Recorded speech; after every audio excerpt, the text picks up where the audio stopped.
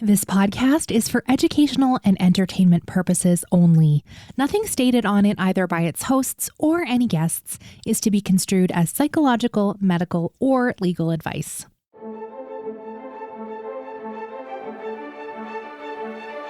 You're listening to Adoptees On, the podcast where adoptees discuss the adoption experience. I'm Haley Radke. I'm so glad you're here. If it's your first time joining me, today's episode is a perfect introduction to the kinds of conversations we have on the Adoptees On podcast. I'm honored to introduce you to Lisa Olivera today, one of my favorite therapists to follow on Instagram. Her gentle and compassionate presence feels like just what we need in this time. Lisa shares her story with us, and I'd like to give you a content warning. We discuss infant abandonment and suicide at a few different points during this episode. The title of Lisa's new book, Already Enough, A Path to Self-Acceptance, is the perfect description of the message she wants to share with us today. We're already enough. We wrap up with some recommended resources, and as always, links to everything we'll be talking about today are on the website adopteeson.com. Let's listen in. I'm so pleased to welcome to Adoptees On today, Lisa Olivera. Welcome, Lisa. Thank you. I'm so happy to be here. I've been following you for so long, and you have cultivated just such a beautiful community, and we're going to get to some of those things. But first, I'd love it if you would share some of your story with us. Yeah, thank you so much. It's such an honor to get to talk with you, and I'm so glad we finally found the time. Like all adoptees, it's sort of hard to know where to start because it's so complex and so vast, and it continues to this day. But I was abandoned at birth in 1987, so it's been 34 and a half years. And I was left in a field near Muir Woods in Northern California. And there were no signs of who left me. And there were reporters and search teams and things like that who tried to find out information of what happened, and nothing was found.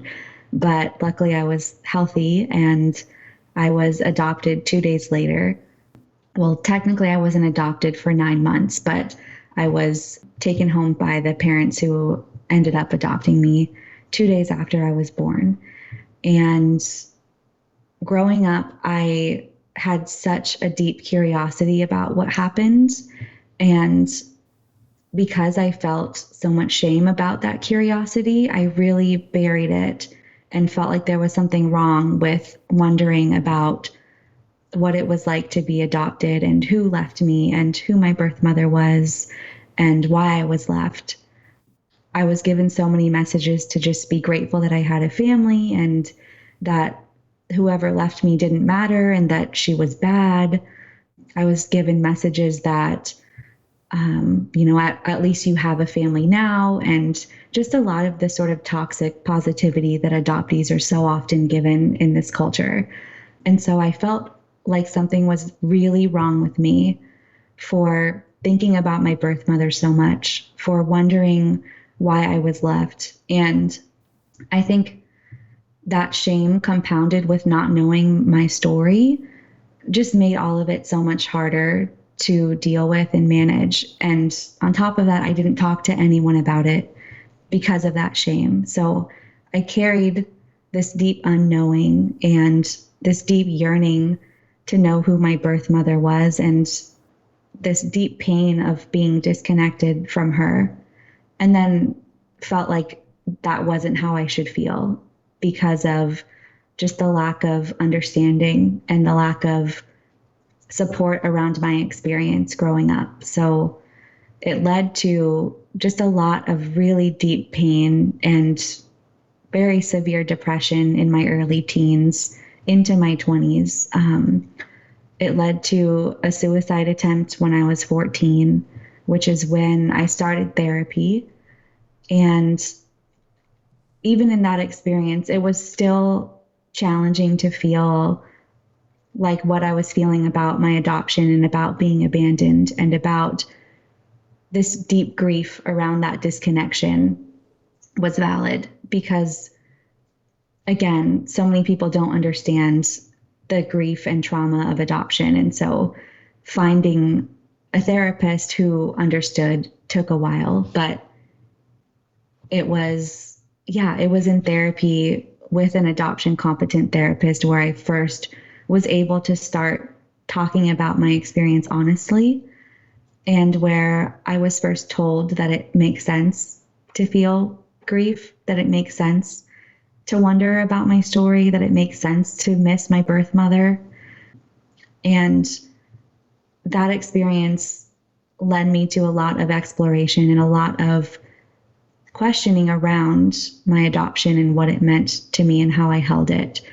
But the pain and the grief continued because I continued being an adoptee, and that never really goes away.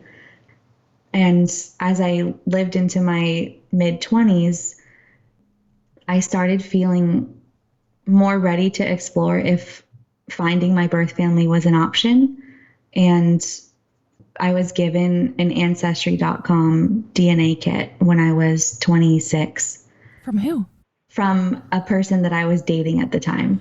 Oh, okay. That's interesting. Mm-hmm. Yeah. And it's interesting because I always felt like it would be wrong of me to seek that out. But because someone else gave it to me, I suddenly felt like I had this permission to explore that in a deeper way. And it happened at a time where I felt like I was more emotionally ready for that journey, which is a big journey, as anyone who's been in reunion knows. So I took the test and didn't get connected with anyone for a long time, but was relieved to have some access to ancestry and where I came from in very broad terms. And about 6 months passed and I didn't have any connections. And one day I thought, I don't really want to pay for this anymore, so I'm going to delete my account. I don't think anything's going to come of it. And I hadn't logged on in a while. So I logged back on during a work day, during a lunch break, which felt very strange that I felt called to do it at that time. But when I logged on, I had a match to an immediate family member. And I think I stopped breathing for a few seconds and messaged this person and said, I have no information about my biological family. I don't know who you are, but it says we're connected. Please reach out if you get this. And it was sort of from this place of desperation, like, please let this be something. Please don't let this be another disappointment. Please don't let this be another loss. And she responded pretty quickly and said, I was adopted and I have limited information, but I would love to explore what this means. And so we moved that connection to email and started talking and figured out that we were less than a year apart. So I was born May 10th, 1987. She was born May 16th, 1986. And she had her birth parents' information. So she sort of asked her adoptive parents if they knew anything, and they didn't.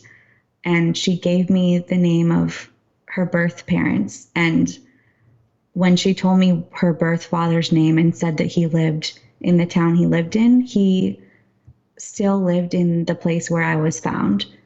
So that kind of confirmed, okay, we must be related in some way.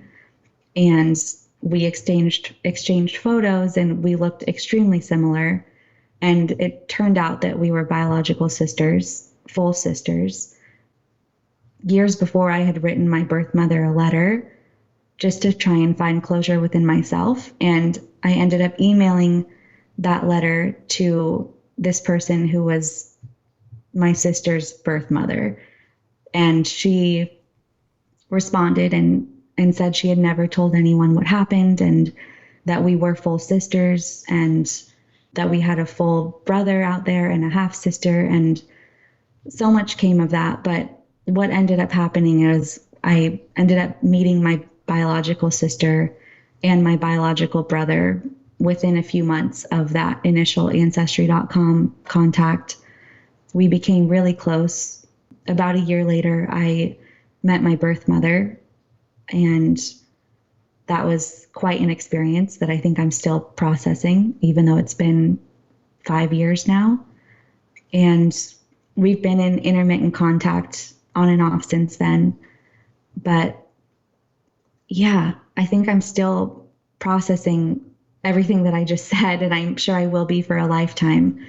But it's been a very deep journey, and since that time, I've learned so much from other adoptees and have connected with other adoptees and have just felt such relief in knowing that I'm not the only one who has struggled with the experience of living as an adopted person. And yeah, it continues to be a really big part of my life. And now that I'm a mother and I look at this baby who looks like me and know that she will always feel loved and seen, it is deepening my journey as an adoptee in a new way too. So the grief is very much still here and something that I know I'll struggle with for my whole life.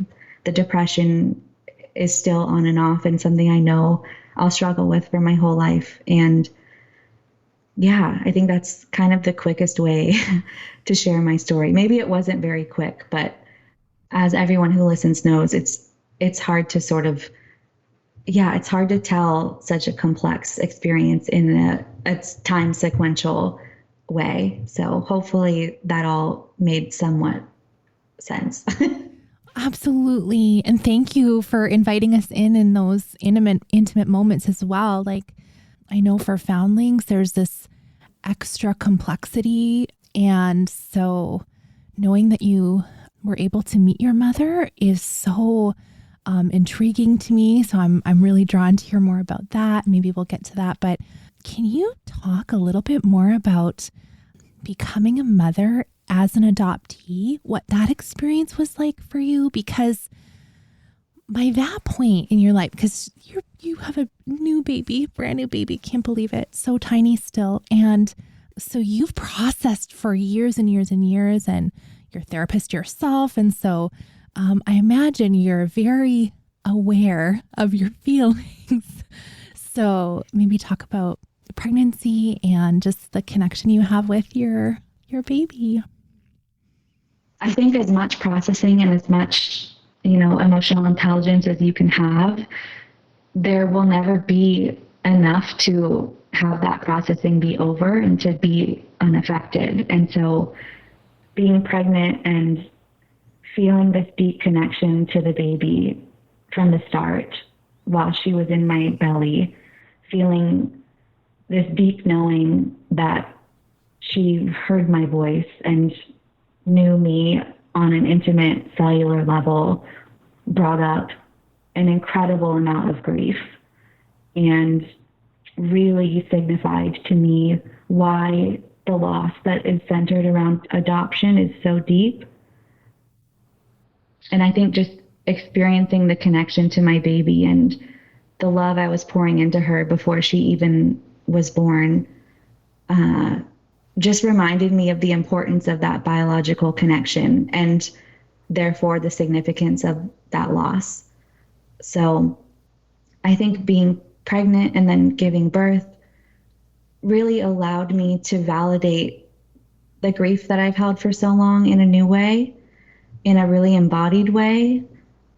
It allowed me to sort of feel like in my body and in my bones, really, the depth of connection that is severed when relinquishment happens.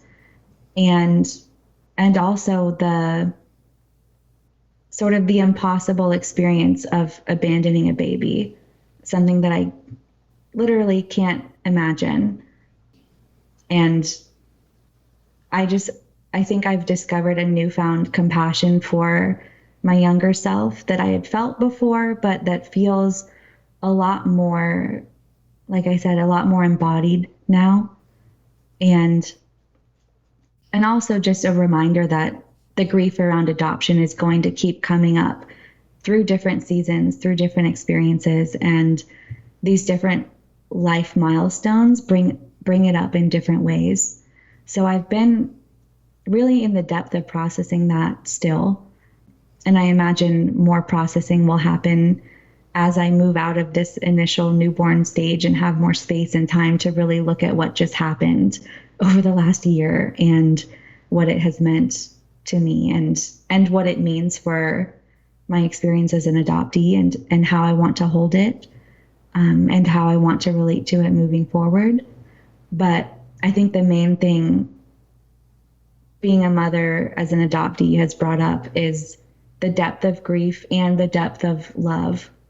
And that sort of balance between the two is what makes both of those experiences feel so strong, and what makes both of those experiences feel so real. Just the depth of each of them in motherhood as an adoptee has been pretty profound. I relate to so much of what you're saying, Lisa, because when I had my son, so when we're recording, let me think, he's 9. So 9 years ago, when he was born, I had those two things like, oh my gosh, I love you so much. How could anybody love anybody more? And also the simultaneous thought of like, how could anyone give away a baby? Yeah. Or abandon a baby? I mean, those things together, it's so, isn't that what messes us up so much as adopted people? Like the drama, like how could, like, here, this is the thing I say often to my listeners, to people who listen to the show or share their story on the show. It's like, once you see the grief and trauma in adoption, like you can't unsee it. No. And it's like, if you could just zoom in on that moment, like that could shed the scales from the eyes in the collective consciousness, I think. I don't know if you feel like that too, but it's just like, you can't unsee it. You can't unsee the loss when you think about that moment. Right. And it is so unimaginable and so difficult to comprehend, which is why I think so many people refuse to acknowledge that it's real. Because once you acknowledge it, once you see it, like you said, you can't unsee it, and you can't not feel the depth of that pain and feel the depth of that grief and feel just the unimaginable experience of it that I think only adoptees fully understand, because it's a lived experience that exists within our bodies, and that has existed in our bodies ever since we were conceived, really. So it's a lifelong experience as well. I know you're still connected with your sister. Can you share a little bit about that, if you're willing, to what that's like for her to be an auntie? Because she's also an adoptee. And has that changed your connection with her in any way? Yeah, it's been really powerful.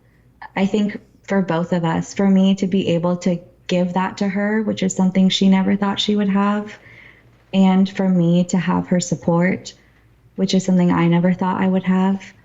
It has really just deepened our appreciation and love for one another. And again, it has also, from my experience, deepened the grief of just being reminded of all the years that I didn't have her, and being reminded of all the time I spent not knowing her, not getting to talk with her about what it would be like growing up to have kids, or not getting to experience those things with her. I think experiencing them now is so beautiful. And sort of like I said earlier, it's really contrasted with that grief. I know for her, it has felt very sacred to be able to move through this experience with me. And she actually wrote a poem for me about me becoming a mother and her becoming an aunt, and us being adoptees, not knowing each other, and me being able to know my daughter in a way that I haven't been able to know anyone before. And it's, I think it's another thing that I'm still processing, but it's really just reminded me again of the depth of that connection and my gratitude for being able to talk with someone who understands about the depth of the experience. So putting your therapist hat on, which I know for you, you very much combine the human experience with the therapist experience. So I don't even know if that's fair to do. But you've kind of experienced different sides of reunion. You know, I have the secondary rejection piece with my birth mother, and then I have this beautiful relationship with my dad and my siblings. So I've kind of got some of those pieces too, and you were able to get some of your questions answered. But maybe speaking to adoptees who haven't had that really lovely, like heartwarming reunion that you have with your sister, and the challenging sides of reunion, can you speak to them a little bit? Because I know your heart is for us to move into telling ourselves like the true story. And you talk so much about that in your book, which we will talk about soon. But maybe just a little bit to those adoptees, especially who've had a really challenging reunion or have a really challenging story like yours. Yeah. Yeah, just feeling very tender thinking about that, because I know that so many people will never have access to their biology and to that part of themselves and that part of their story. And I can only imagine the pain of knowing that that might not ever happen, and the pain of continuously trying to make that happen and continuously having it not happen. So I first just offer so much compassion for anyone who is in that space, and for anyone who doesn't know if they'll ever get answers. I know that there's so much to holding that, and there's so much to the pain of not knowing that I think not a lot of people understand. And I just honor anyone who is sitting in that space, and anyone who witnesses adoptees being able to find parts of themselves that they might not have been able to find yet. I think there's something to just having that pain really honored, both within yourself and by other people, by not having it be something that anyone tries to fix or make better, because it's not something that can be fixed, and it's not something that can be made better. It's something that can be held and witnessed and seen and understood, both within yourself and hopefully within community. I just hope that anyone who is living that experience has the support that they need, and has spaces where they can be really honest about the full picture of what that means for them. I know that there are parts of my story where I'm still a secret, and so that's something that I continuously hold as well.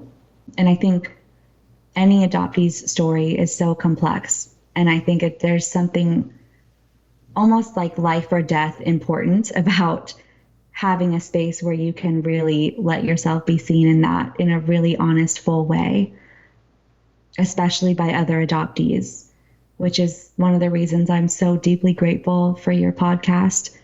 You know, I think being able to hear other people's stories, whether or not they're exactly like ours, is healing in a way that adoptees can't really find in other places.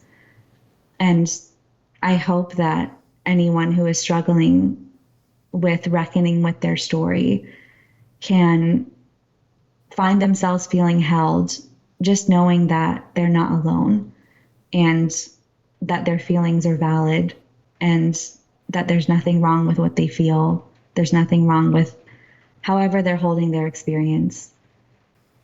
I feel like I could talk to adoptees forever about that. So yeah, I think that's what I'll say there.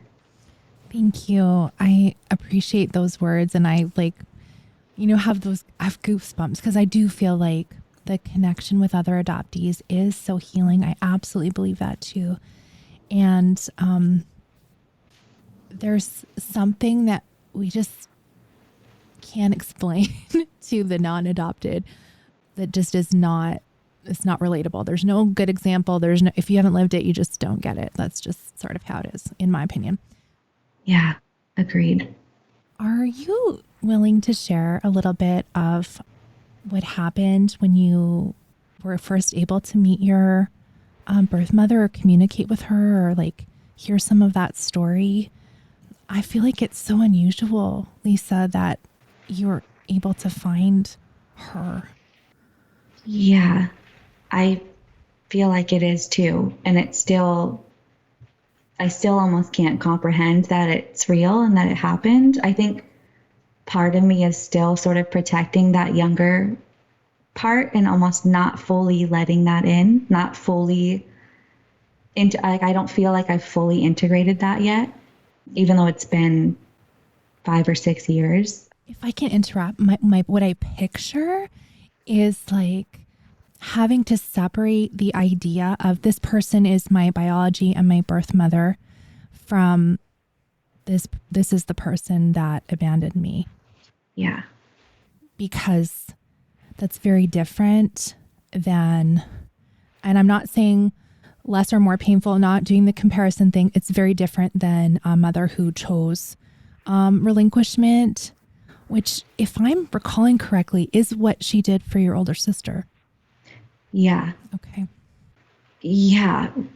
Holding those two parts, the part of this is my birth mother sitting in front of me, and also this is the person who left me in a field to die, basically, because I don't know what else she thought would happen, was really hard. And I think I didn't let myself feel how hard it was. I think I almost gaslit myself and was kind of like, oh, everything's fine. Like, we're together now and I'm meeting you now and everything's okay. But I don't think I have let myself be really honest about the complexity of holding both of those parts. Truthfully, I don't even want to ask you. Like, I'm like, I Yeah. don't even know if I want to hear the answer. Like, it's so, it's not my experience. It's so painful to think about that. Yeah. Yeah. Yeah. And I feel almost like a numbness when I talk about it sometimes, which just tells me that it's still like pretty buried because it had to be for so long. And I think there's part of me that feels so grateful that I've been able to have that experience and that I was able to understand a little bit about what happened and, receive an apology and all of those things. And then there's part of me that knows that nothing can really replace the decades that I spent questioning and feeling like it was because something was wrong with me and feeling like it was my fault and wondering if the woman working at the grocery store who kind of had similar eyes to me might have been hurt. Like, all these experiences that I think really sort of enveloped what my identity became as an adoptee. It's almost like the good parts of it haven't quite outweighed the hard parts of it yet. And just the complexity of holding all of it and of not always knowing how to talk about all of it, not always knowing if I can find safe places to be honest where I won't be hurting someone. I think that's another thing that adoptees have to navigate a lot is like someone gets hurt when you're honest and someone gets hurt when you choose to honor yourself and someone gets hurt when you choose to let yourself acknowledge what's real for you. Because for so many of us, we don't do that for so long because we're afraid of hurting people, like our adoptive parents, for example. At least for my experience, I knew and still know that choosing to be really honest about my experience is inherently painful for someone else. And I think I'm still learning to not leave myself behind by not letting myself be honest. So it's almost like something I'm still figuring out how to practice in real life and figuring out how to do in a way that honors what's true for me, even if it hurts someone, and honoring that I spent a long time hurting myself by not doing that. I think There's been so many therapists that I've talked to, and when I'm going to use the terminology out of the fog, Yeah. which lots of people don't like. There may be some new terms coming up for that. It's the quickest way for me to get to the idea. But lots of therapists I've talked to about that will say, that is fully a self-protective measure. Like when you're ready to look at the hard things and crack open that door, hopefully we are only doing it piece by piece by piece, because our brains just can't do it all. We can't swing the doors wide open. We just are not able to. So I think there's some part of us that we can be like, okay, thank you for not swinging those doors wide open, right? So Yeah. I mean, maybe is that self-compassion? I think that maybe falls into that category. Yeah, absolutely. And yeah, it's like the therapist part of me knows that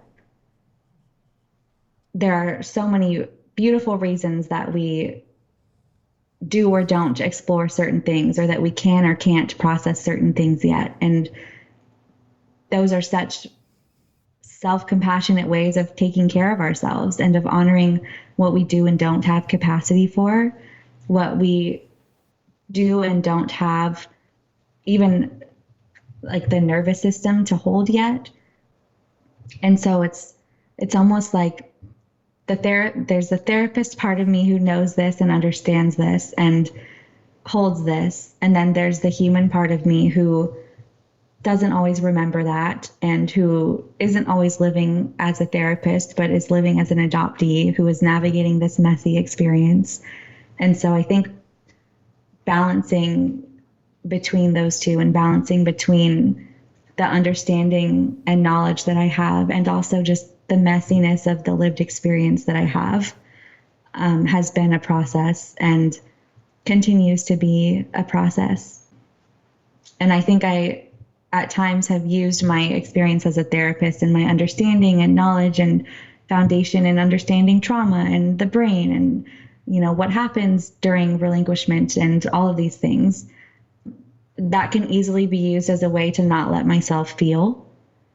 And I have been working on not using knowledge and understanding as a way to bypass giving myself permission to just feel what needs to be felt.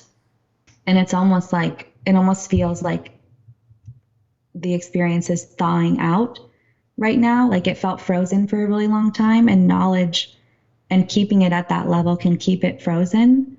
But once you start allowing yourself to feel it, it's almost like this thawing experience. And I think that's sort of still where I'm at. And I imagine will be for a while, because I spent so long protecting myself by not feeling it. Well, I don't want to say I got called out by your book at all, but there may be a little section where you talk about reading and learning these things is not the same as practicing them for yourself. So hard relate to that. Yeah. And I think there has to be compassion for that too, because that's also a way of checking in with ourselves and asking, like, do I have a safe space to feel like I can feel this and explore this from an embodied way rather than from a sort of heady way? And maybe you haven't had that before. Maybe you had to shut down your emotions in order to make sure everyone else felt okay before. And so of course it's hard. And of course we might have a tendency to go towards one way and not towards another. And I think just honoring that and having compassion for that too is so important.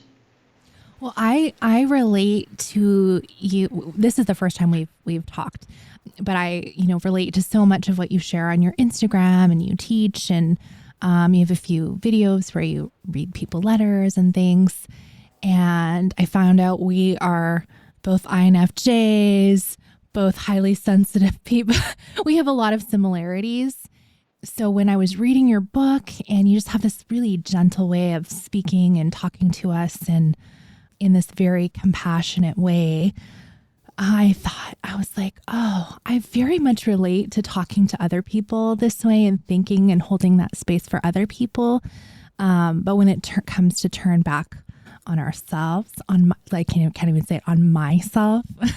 Yeah. Can't even personalize it. That's very hard. That's very hard. And I think, geez, I've been in therapy for a long time and like working on things a long time. And I think it's just going to be a lifetime. Like it just is. Right. Yeah. Yeah. And that is so okay.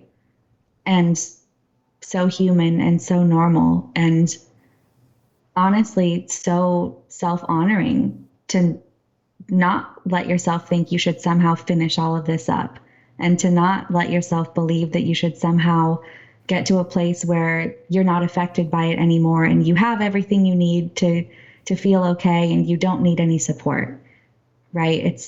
It's so easy to not let ourselves receive help, to not let ourselves be seen, to not let ourselves to not let ourselves acknowledge that some of the pain we feel might not go away and we might need ongoing support and ongoing care and ongoing resources.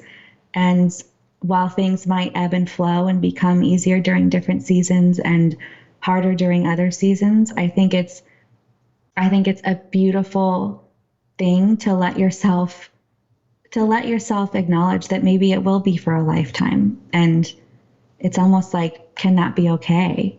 Can that not be a sign that you're not healing or not growing, or that you haven't done any work, or that you haven't integrated anything, and instead be a sign that you are letting yourself do the processing that you will need to do for a lifetime around something that will be real and true for a lifetime.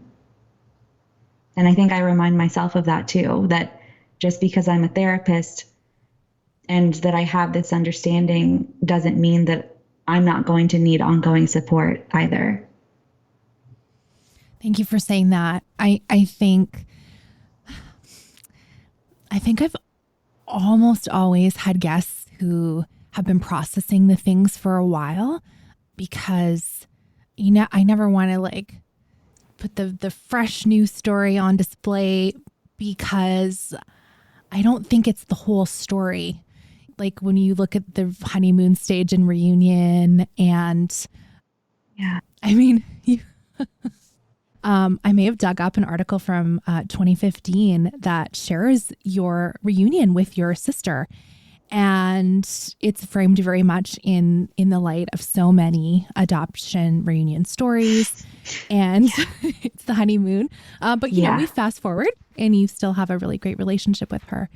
And it's not the real whole story when you're just sharing that moment. So I've really tried to work on sharing the longer term view, learning from people who've been in things longer, whatever it is, reunion or just healing, journey. And my hope actually, it might kind of sound counterintuitive, is that, people will come and listen to the podcast and get connected and, kind of discover more about themselves and their adoptee story, but also that they would sort of get what they need and also move on from being an adoptee as like our number one whole identity, because I feel like some of us get stuck there also. So I'm wondering if you have any thoughts on that just like piece of our story again, which is so much of what you teach in your book, which is not necessarily adoptee focused, but it for sure has huge themes for us. And you do mention adoption multiple points in the book. So can you talk to us a little bit about that maybe? Yeah. It is so easy for people outside of adoption, and I think for adoptees, to feel like we're supposed to wrap up our story into a neat and tidy experience. And I imagine so often that happens unconsciously as a way to make other people feel more comfortable and feel like it is that simple and it is that black and white and it is that easy for all of the challenges and pain of adoption to be resolved by one experience. And I have found that people do tend to only want to hear the good parts and only want to hear and imagine the parts that are beautiful and inspirational and the parts that maybe bypass the pain in order to focus only on what everyone is comfortable holding.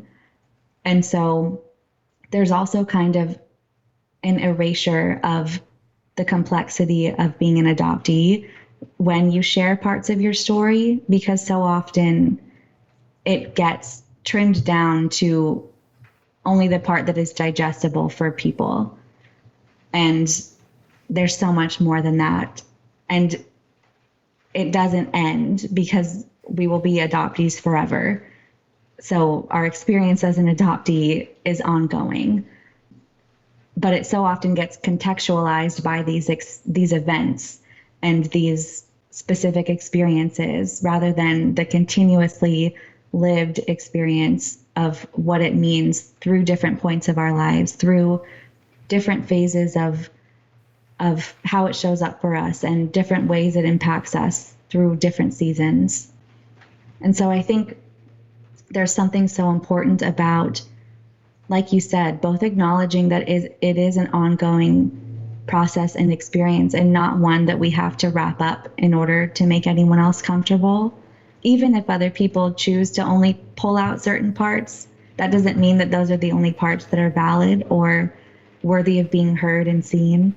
The messy parts deserve to be heard and seen too, whether or not other people can hold space for those parts. And I think too, what you said about both finding spaces to validate and acknowledge and be seen and witnessed in our experience as adoptees, and also finding ways to remember that that is not all we are. It can be a fine balance, I think, because it's like we need both. And it can be easy to go really far towards one side or really far towards another side.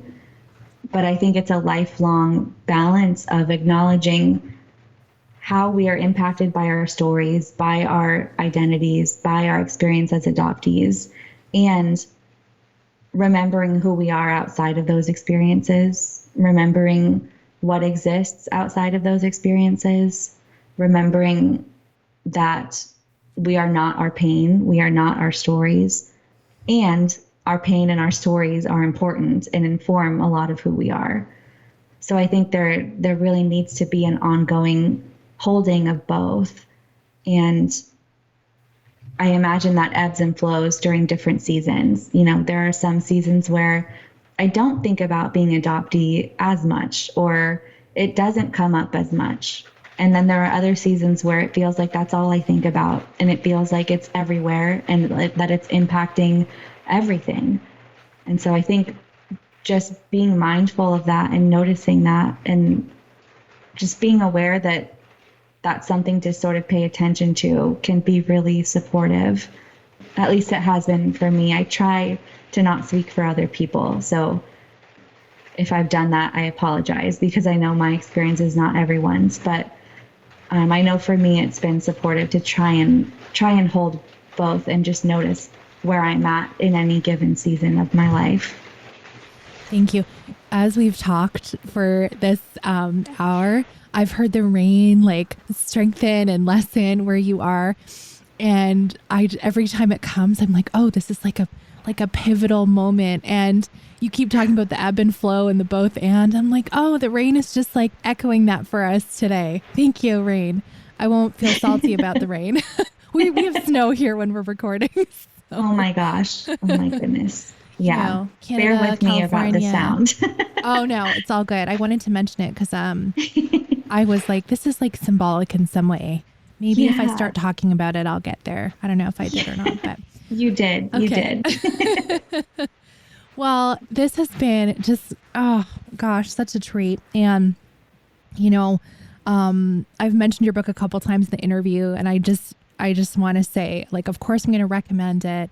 It's called Already Enough, A Path to Self-Acceptance. It's just out if you're listening to this episode when it drops. This book is brand new. Oh my gosh, Lisa, it's so good. It's so Oh, good. thank you. I loved it. And let me tell you why. So Lisa shares some of her story throughout. So it's got a little piece of memoir, but just the way you write is just how you speak and how you show up in the world. Just this compassionate, gentle way of looking at things. You are so soft in your delivery. This is not like a, self-help book where you're laying down the law. Like, it's absolutely not like that. It's so, I keep thinking this word, it's so gentle.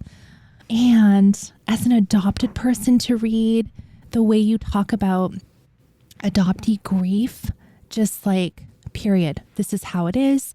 You don't like over explain it or anything. And just to see it written out that way from an expert in a published book, like with publishers and all the things, is just so powerful and felt so validating for me to read.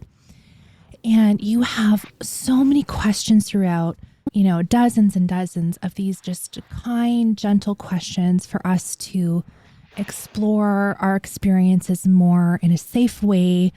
And I can just picture myself being like, okay, I want to journal, like pick it up. I can answer a couple of these. Or if I read one that I'm like, maybe I should talk to my therapist about this. Like there's so many different ways to use it. I just think it's such a gift. It's just 5 stars, 5 gold sparkly stars. Way to go. Loved it. Oh, thank you so much. I've never written a book before and it's terrifying. And yeah, I'm sure. I'm really glad that it connected with you. And yeah, I definitely hope to write more about the adoptee experience. I included as much as I felt like I could in a book that wasn't specifically for it or about adoption. But through writing about it, I felt myself wanting to write more and wishing I could add more, and just knowing there's so much more to say. So I'm really glad that it connected with you. And yeah, I hope that you use the questions. I know that I will. And I think that's something that helps me process in an ongoing way, is just, exploring questions where I give myself space to really be with what comes up, which, like I said earlier, ebbs and flows based on where I'm at and how I'm feeling. Is it okay if I read a couple of quotes from the book? Yeah, sure. So these are quotes from Lisa. They're from different kind of pages. I'm going to pop around here. I feel proud just thinking about you reading this. I was like, oh, I hear her telling me this while I'm reading. That was just like, I don't know, just like a warm hug. If you're a hugger, I don't know. I'm super hugger. Often we cannot see the stories we're living out. And then a few pages later, your story is what's wrong, broken, or in need of fixing, not you. I wrote down multiple points where you are acknowledging adoptee grief. And then I like scribbled down, I have all my notes in like one little page here. So if you hear my papers, I scribbled down adoptee grief. Thank you. Double underlined. Grief will always be woven into my story because I will always be adopted. And you acknowledge that, throughout our interview today as well. But I want to wrap on this, and then we'll get to what you want to recommend to us. I choose to heal even though it's scary at times. Like, yes, I love that. It is so true, and yet it's a choice. So let's not stay stuck. Mm-hmm. What do you want to recommend to us? Yeah, there are so many things I could recommend, but I have been reading No Bad Parts by Richard Schwartz, and it's a really gentle, really easy to read, really approachable exploration using internal family systems. And I think it's so nurturing and supportive and helpful as an adoptee, because sort of like we talked about earlier, it helps me pinpoint that not all parts of me feel one way, and that not all parts of me have been hurt, and not all parts of me have experienced abandonment, and not all parts of me feel grief or pain, that there are other parts too. And it also just gives some context to ways we protect ourselves to ways we take care of ourselves. And it allows us to see all these different parts of us as good and as inherently okay and as things that we can accept rather than punish ourselves for or feel ashamed of, which I think is so powerful as an adoptee because it's so often really challenging to do that with some of the parts that we carry. So I think exploring our stories and ourselves as adoptees through the lens of IFS and through the simple exercises in this book is so powerful. And I haven't finished it just because I think it's one of those books that you can move through in a really slow and sort of gentle and intentional way. So I'm still moving through it too, but I find it really nurturing in exploring my identity as an adoptee from this lens. Well, thank you for sharing that. I know I've mentioned it before because we've talked about IFS therapy a few times on the show. And even throughout our call, I think people can probably hear that you've done a lot of parts work when you just how you're describing things. So if you go and read this or you like dive into IFS therapy and then come and listen to how Lisa talks again, if you re-listen to this episode, I think you'll kind of see that how you have modeled that for us. So that's a great recommendation. Thank you. Where can we connect with you online?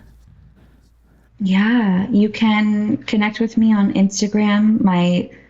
I guess it's called username is _ Lisa Olivera. And through there are links to my website and to the book, and everything you'll need to find me is there. So I think that's the best place. Perfect. When you said username, I was like, I always used to call it the handle. People's handles, Yeah, do you remember ICQ and like that? Maybe that's outdated lingo. I don't know. Whatever. We're both 80s babies. So yes. Yes. Username, handle. We know what we mean. Oh, thank you. This has just been my true honor. I appreciate so much of what you've shared with us. Thank you, Lisa. Thank you so much for having me. It was so lovely to connect with you.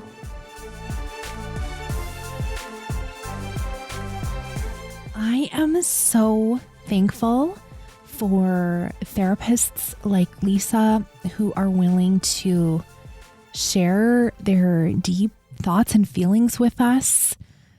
It helps me know that I'm not alone, and I hope that's how you're feeling too.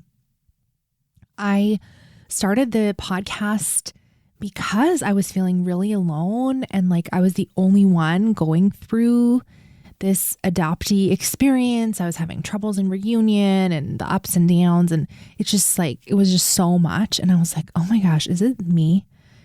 Am I the reason all of my relationships are failing with biological family? My first mother cut off contact after a few months of reunion, and that was so hard. And then to struggle again in a second reunion with my father was confusing because I'm like, I'm a nice person. What is it about me that I am not wanted as a baby, not wanted as an adult? Like, oh. And so to hear Lisa's story of coming into herself and what it means to be an adopted person and also a mother. I mean, all of those themes, like it helps bring me back to like, yes, I'm enough. And I really did love Lisa's book. I hope it is helpful to you also. And I'm really excited, also scared to explore some of the questions that she gives us in the book, because it's easy to ignore those things. It's easy to push them to the side and just let things kind of pile up, and it affects us whether we want to admit it or not, no matter how good we are at pushing those deep feelings down. Just saying, maybe this is the year to look at some of those things. And this is kind of, again, along with her gentle kind of way, it's a nice intro into looking at some of those things and then deciding, do I need to explore these themes with a professional? Will I feel safer that way? I think it's just something to consider if it's available to you. Anyway, I'm so thankful. Thank you so much, Lisa. Also, I'm so thankful to my supporters of the podcast. Adoptees On is fully crowdfunded, which means listeners like you support the show with your actual money. And that helps me pay my editor and my web hosting and the other folks who are on my team to make this show professional, to sound good, to be high quality, and to bring you fantastic people we can learn from together. So if you want to join us, there are so many perks to being a patron. We have a monthly book club. We have adoptee parties, Zoom parties, so you can meet a new friend. There is another weekly podcast where I chat with other adoptee friends about what's going on in either adoptee news stories or what's going on in our personal life. Sometimes it's a bit too much oversharing. We talk about things we're loving. And honestly, it's one of my favorite things that I do every week is record that podcast, Adoptees Off Script, for Patreon supporters. So Patreon's the crowdfunding site I use. If you've heard me thank Patreon supporters before, that's what I'm doing. I would love to have you join us to make the show sustainable and have a legacy so it can continue to live in this world to support other adopted people. So if you want to go to adopteeson.com/community, you can see all the benefits of joining Patreon. And one of those is just keeping this podcast free and available to folks who can't afford to support the Patreon. And, you're welcome here too, of course. So thank you so much. And another free way to support the show is just tell one person about this episode, about Lisa's episode. Maybe you know an adoptee that is also a foundling or was abandoned like Lisa, and you may say, this podcast episode, I think you would really learn something. I think you would really connect with Lisa. Some people don't know how to listen to podcasts. So if you are able to, if you're in person, you can show them how to download on their phone, show them what app to use. You know how to do it because you're doing it right now. Or you can just send them a link and kind of talk them through it. That is so helpful and helps more adopted people feel connected and seen and supported. So thank you for doing that. Adopteeson.com/community if you want to join and support the show. And thank you so much for listening. Let's talk again next Friday.